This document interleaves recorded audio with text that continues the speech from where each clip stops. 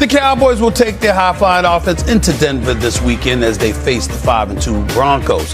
Denver has won 8 consecutive home games, the longest active streak in the National Football League. But they'll face a tough test in the Cowboys offense. Dak Prescott has the Cowboys offense clicking on all cylinders early in the season.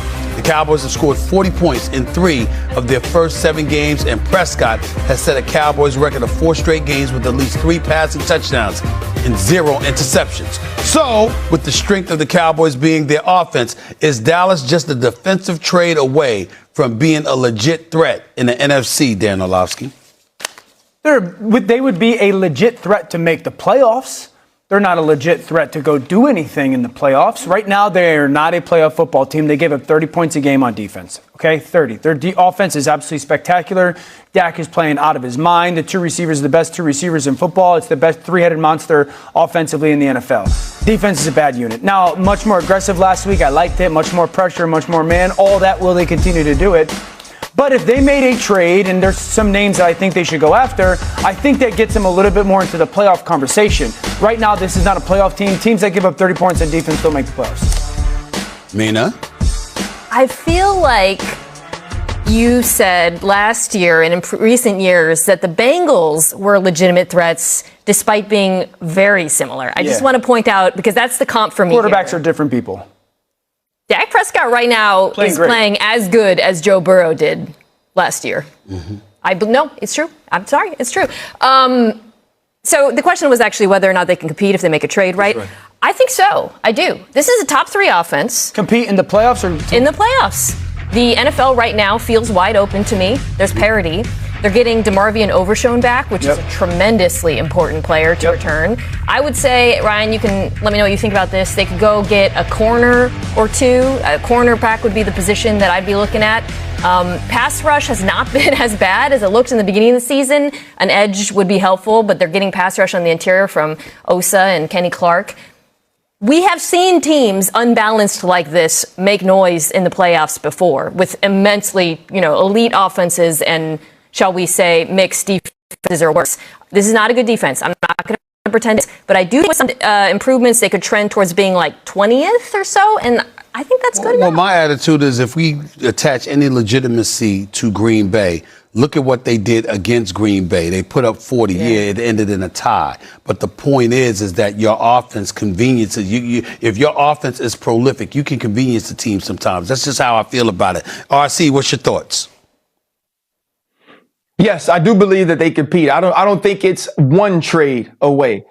The one trade has to be an impactful football player that gets the ball. We've heard Maxx Crosby. If Maxx Crosby's name is attached to this, and now you add a player on the back end along with Trayvon Diggs being some semblance of his former self, then absolutely. Last year, as the playoffs came or got closer, we all talked about how nobody wanted to see the Cincinnati Bengals in the playoffs, and they were absolutely putrid on defense. They were so bad on defense that Lou Anarumo, that has the Indianapolis Colts playing at an extremely high level on defense, was fired. A coach that was once thought of as a surefire head coaching project or head coaching potential. And so now you look at the Dallas Cowboys with an offense that can score at that clip. And if Dan does believe, which I believe right now, the best trio in football when we're talking about quarterback and wide receiver. By the way, Stephen A., I said that before the season that was a possibility for this group, then absolutely they make the right trade. They're in there. If this team had Micah Parsons still, I think differently about them. RC, I'll stay with you and I'll pass this around the table before I go to break. Do we, dare I say, have to reflect upon Jerry Jones' decision with Micah Parsons? Nope. Look at it and say, hey, you know what? This might not end up being as bad as we thought it was going to be for the Cowboys. Is it possible? Yes, no. So it's not possible because we're saying in order to compete with an offense like this, you have to go get a difference maker on defense when you traded that difference maker away. Gotcha. Micah Parsons won a football game for the Green Bay Packers on Sunday. Imagine having him with some of the other pieces you have and an offense that right now is absolutely unstoppable. Jerry Jones made the wrong decision. He can now go rectify that by bringing a player in. Especially given this is a Super Bowl caliber offense. I really believe that. And to trade away a player like that, you do it when you're a rebuilding team. You do it for contractual reasons. But to me, it's jeopardizing this season. And it turns out in this season, they're really competitive on offense. And I want to add one thing, because the Bengals comp is the one that keeps coming up. You know what's the difference between this offense and the Cincinnati Bengals? They can run the hell out of the ball. We're talking about the receivers, and they're amazing. They're incredibly balanced, too, man. I would agree with that. So here's where I stand with this. One, they give up right now in Dallas about 30 points a game. There have been 2 teams in the last 25 years to give up more than 27 a game on defense and make the playoffs. I think it was the 2020 Titans and then like the 2000 Rams. So right now, this team ain't making the playoffs. We have all the evidence of the world that defensively they're not. Now, if they make a trade, and I think they should, it's, do they call the Jets for Jermaine Johnson? Do they call the Dolphins for like a Jalen Phillips? Do they call the Bengals for Trey Hendrickson in the next week if they lose type of thing? That's the only way that they get into this conversation. But as great as this offense is right now, they're not beating Detroit. They're not beating the Rams. They're not beating the Bucs. They're not beating Seattle. They're not. The offense is a very good offense. It's playing great. This defense is very poor. So it's not possible that Jared Goff might throw a couple of picks. It's not possible that Sam Darnold might wilt beneath the pressure as the playoffs arrive. It's not possible for that to happen. The problem is this, though. Go ahead.